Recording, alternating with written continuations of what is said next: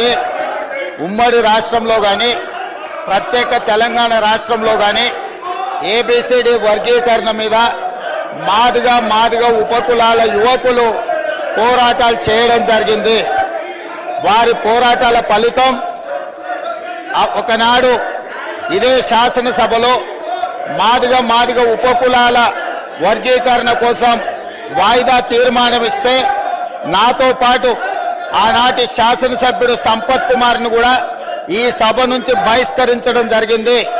గత ప్రభుత్వం ఏబిసిడి వర్గీకరణ మీద కేంద్రానికి ప్రధానమంత్రికి విజ్ఞప్తి చేయడానికి అఖిల పక్షాన్ని తీసుకెళ్తామని చెప్పి తీసుకుపోకుండా మాదిగ సోదరులను మోసం చేయడం జరిగింది. కానీ డిసెంబర్ 3, 2023 నాడు ప్రజాప్రభుత్వం బాధ్యత తీసుకున్న తర్వాత తక్షణమే మా ఉప ముఖ్యమంత్రి గారి సూచన